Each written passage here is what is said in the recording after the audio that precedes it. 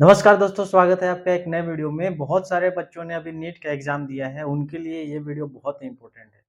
अगर आप सच में सोच रहे हैं कि मुझे बीएएमएस करना चाहिए या बीएचएमएस करना चाहिए, अगर आपका इंटरेस्ट है कि आयुर्वेदा, होम्योपैथी जिसकी अभी सबसे ज़्यादा पूरे विश्व में डिमांड बढ़ रही है, आयुर्वेदा का आप देख ही रहे हैं। किस तरह से all India institute of Ayurveda ये सभी कॉलेजेस आज के समय में किस तरह से उसकी माँगें बढ़ रही हैं। लेकिन मैं आपको बता देना चाहता हूँ कि अगर आप बीएएमएस, बीएचएमएस, आयुर्वेदा जो भी चीज़ें हैं आयुष के मिनिस्ट्री में, अगर उसको करना चाहते हैं तो आपके लिए एक नया चीज़ अभी आया है, वो है नेशनल एग्जिट टेस्ट। तो भाई अगर आप इसमें पहले चूज़ कर रहे हैं कि आयुर्वेदा मुझे जाना है, तो इस बात को समझ लीजिए कि बीएएमएस साढ़े 5 साल की पढ़ाई होती है। उसमें से साढ़े 4 साल आपको एकेडमिक उधर पढ़ाई करना पड़ेगा और 1 साल का इंटर्नशिप होता है। तो वो करने के बाद आपको इंटर्नशिप करने के बाद आपको एक एग्ज़ाम देना पड़ेगा नेशनल एग्जिट टेस्ट। अगर आप इस नेशनल एग्जिट टेस्ट को क्वालीफाई नहीं करते हैं, तो आप as a registered medical practitioner नहीं बन सकते हैं। आप अपना क्लिनिक खोल के प्रैक्टिस नहीं कर सकते हैं। तो पहले से तो आपको साढ़े 4 साल का पढ़ाई करना है, उधर सभी एग्ज़ाम्स में यूनिवर्सिटी एग्ज़ाम हो, कॉलेज एग्ज़ाम उधर पास होना है।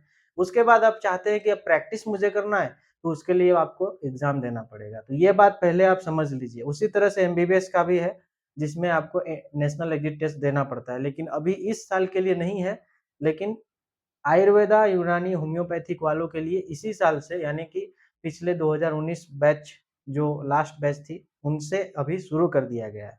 तो ये बात भी आपको ध्यान में रखना है कि अगर मैं किसी भी आयुष के कोर्सेज़ में जाता हूँ, तो मुझे नेशनल एग्जिट टेस्ट देना पड़ेगा। ये सभी सोचकर तभी आपको इसमें दाखिला लिखवाना है, नहीं तो आप कोई और भी ब्रांच चूज़ कर सकते हैं।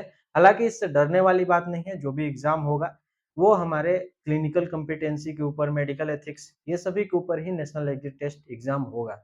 बात करते हैं कि क्या बीएमएस में स्कोप है?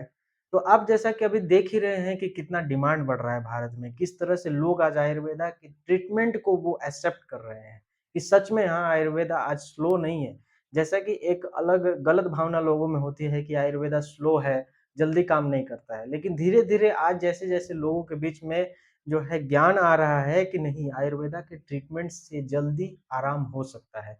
हालाँकि 10 साल, 20 साल से लोग जिस बीमारियाँ से पीड़ित रहते हैं, आयुर्वेदा में आने के बाद उनको सिर्फ़ और सिर्फ़ कुछ ही चंद महीनों में उनका बीमारी ठीक हो जाता है।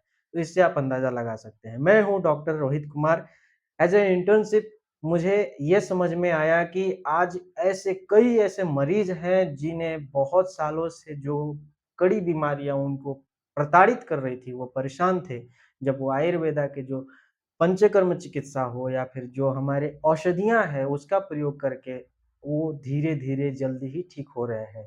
उनका विश्वास इस तरह से बढ़ रहा है, उनका विश्वास जो आयुर्वेदिक वैद्य हैं, उनके प्रति बढ़ रहा है, उसको देखकर आपको ये समझ में आएगा कि आज आयुर्वेदा का डिमांड कितना है। फिर भी एक बहुत बड़ी सोचने वाली ये बात है कि बीएमएस करने के बाद मैक्सिमम्स जो डॉक्टर बनते हैं, वो एलोपैथी की प्रैक्टिस करते हैं क्योंकि उनको ये डर रहता है कि मेरा क्लिनिक नहीं चलेगा अगर मैं आयुर्वेदिक करूँगा।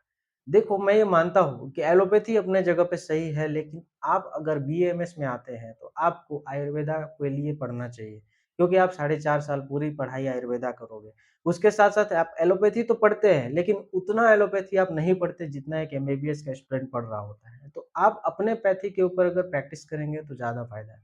दूसरी बात, अभी आपने नीट का एग्ज़ाम दे कर के जस्ट जो है एनसीईआरटी की किताबें पढ़ के और अभी आपने एग्ज़ाम दिया नीट का और आप अभी जो है मेडिकल फील्ड में आना चाहते हैं। तो उससे पहले आपको मैं एक टिप देना चाहता हूँ छोटा-सा। आपने जो भी सिलेबस पढ़ा है, अगर आप ये सोच रहे हैं कि मैं एमबीबीएस में जाता या फिर एमबीबीएस करना चाहता हूँ, तो उसमें मुझे ज़्यादा पढ़ना पड़ता, ज़्यादा हार्ड वर्क करना पड़ता। ऐसा कुछ भी नहीं है, अगर आप आयुर्वेदा में भी आते हो, तो इसमें उससे भी कई गुना हार्ड वर्क की ज़रूरत है क्योंकि इतनी सारी बीमारियाँ बताई गई हैं, इतनी सारी किताबें हैं, आप जब आओगे तो समझ में आएगा कि अ, आपको किस लेवल पे मेहनत करना चाहिए। क्योंकि ये कोई छोटा-मोटा पढ़ाई नहीं है। अगर आप सोच रहे हैं कि आयुर्वेद है, चलो उसमें जाएँगे, ऐसी जड़ी-बूटी कुछ ऐसा चीज़ नहीं है।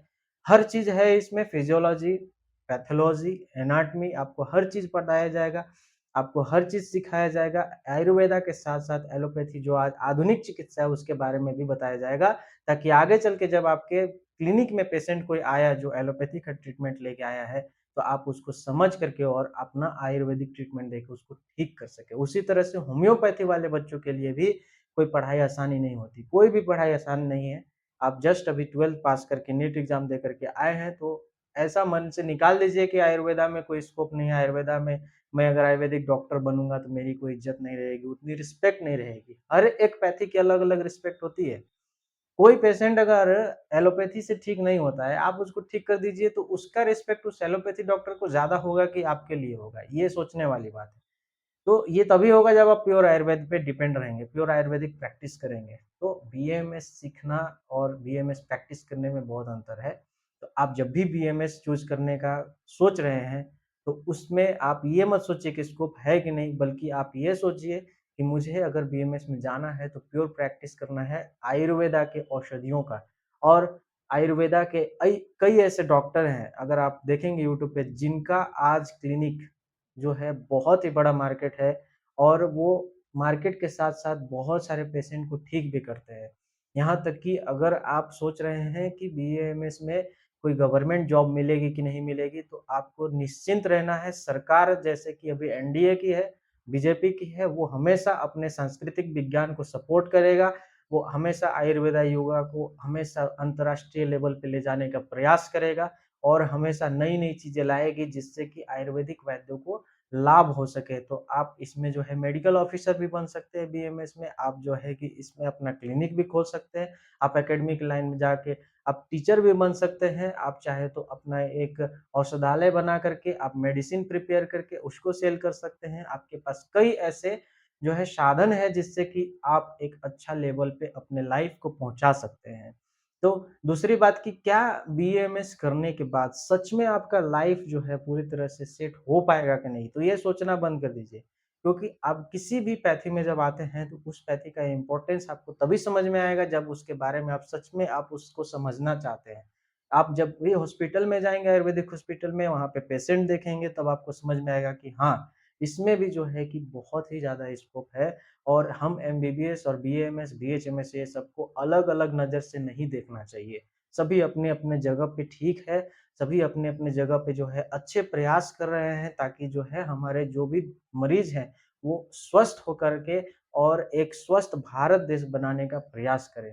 बाकी अगर आपको जैसा भी लगे आप हमें जो है हमारे कॉन्टैक्ट नंबर पे कॉन्टैक्ट कर सकते हैं और यह वीडियो की जानकारी अगर आपको अच्छी लगी हो तो वीडियो को लाइक ज़रूर कर दीजिएगा और चैनल को सब्सक्राइब ज़रूर कर लीजिएगा।